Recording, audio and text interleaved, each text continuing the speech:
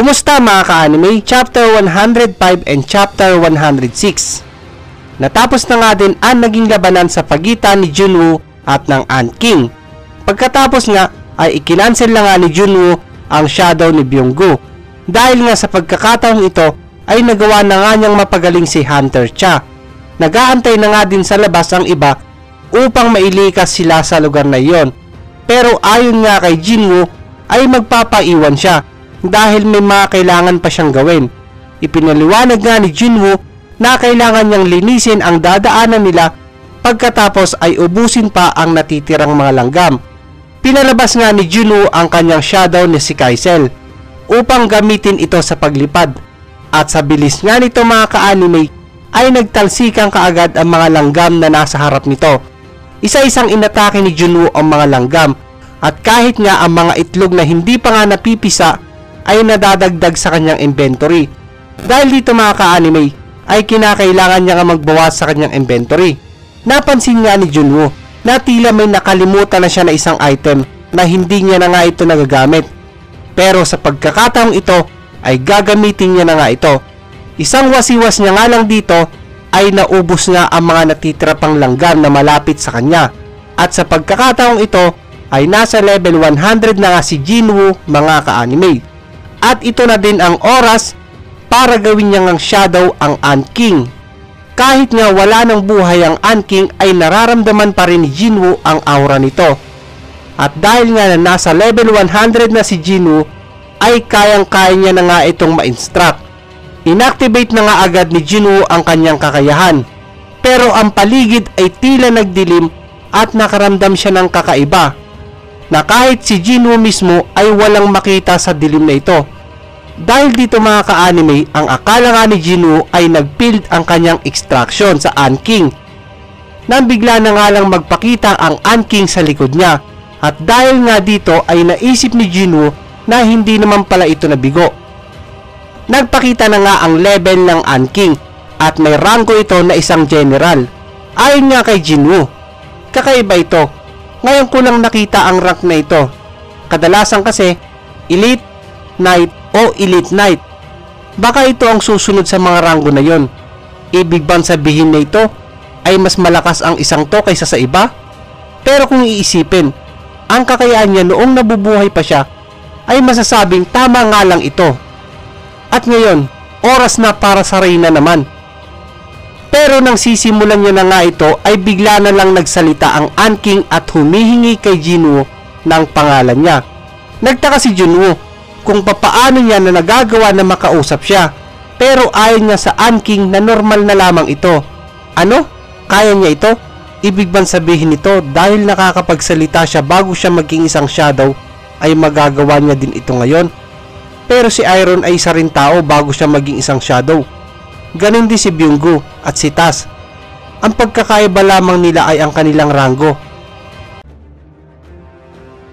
Baka kung sakaling tataas pa ang level ng bawat isa sa kanila ay makakapagsalita na din sila. Ako ang tumapos sa iyo. Mananatili ka bang tapat at susunod sa akin? Ayon naman sa Ant King, hindi ako patay, kundi isinilang ako na mas malakas at nag-uumapaw ang aking kaligayahan. Lagi akong susunod sa iyo, aking hari. Aking hari, maaari bang bigyan mo ako ng isang pangalan? Nag-isip si Junwoo. Naisip niya na gamitin ang Ant, pero parang hindi ito bagay. Dahil ang gusto niya, isang pangalan na maghihiwalay sa kanya sa pagiging isang langgam. Bigla ngang naisip ni Junwoo ang pangalan ng isang author ng novel ng Ant. Dahil dito ay pinangalanan niya nga ito bilang si Biro.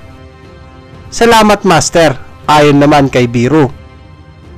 Pagkatapos ay sisimulan na nga ni Junwoo na buhayin ang Ant Queen bilang kanyang shadow. Pero nang mabuhay ang Queen bilang isang shadow ay nakaramdam si Junwoo na ang mga langgam ay tila nawawala sa kanyang connection o kanyang control. Dahil dito ay tinanong niya si Biro kung ano ang nangyayari. Ayon nga kay Biro na isa sa mga natural na kakayahan ng isang queen ay ang kontrolin ang kanyang nasasakupan. Ito ay naisip ni Junwoo na ang Reyna na ang kukontrol sa mga langgam at hindi na siya. Na siya naman pagsang-ayon ni Biro dito. Napansin din ni Junwoo na ang ranggo ng Reyna ay hindi na akma sa kakayahan niya sa ngayon dahil humihina na nga ito ng humihina. Ayon nga kay Biro na ang kakayahan ng isang queen ay ang magpadami. Pero sa ngayon ay hindi niya na nga ito magagawa, lalo na at wala na nga itong sariling katawan o physical body. Naisip ni Jinwoo na kung ganon ay walang kakayahan ang Reyna sa pakikipaglaban, na siya naman pagsang-ayon ni Beru. Dahil nga sa mga sinabi ni Beru ay kinansel na nga ni Jinwoo ang extraction dahil para sa kanya ay hindi tama na dalawa ang namumuno sa isang grupo. Pagkatapos ay sinabihan niya nga ang ibang shadow na ihinto na nila ang ginagawa nila dahil hindi na nga ito mahalaga sa ngayon. Sa pagkakataong ito mga ka-anime ay kinakailangan na nga niyang ubusin ang mga natitira pang langgam. Ayon kay Biro, Master, sa ngayon ay nahihirapan ng mga kalaban natin dahil wala sa kanilang namumuno. Hindi nila magawang magkaisa at isa-isa na silang naghihiwa-hiwalay. Dahil dito mga ka-anime ay tinanong ni Jinwoo kung alam ba ni Biro ang kabuuhang bilang ng mga langgam. Bago magsimula ang raid ay meron itong 8,700 na langgam, pero sa ngayon ay nasa 4,000 na lamang ito. Sagot naman ni Biro, akala ko ay nagawa na nila itong tapusin, pero hindi ako makapaniwala na ganun pa din ito kadami. Magagawa mo ba itong tapusin para sa akin? Pero para kay Biro ay utos na nga lang ang hinihintay niya kay Jinwoo para gawin ito. Habang sa kabilang panel ay malapit na nga ang mga langgam at hirap na silang tapusin ang mga langgam, nang bigla na nga lang dumating si Biro at isa-isa itong pinababagsak.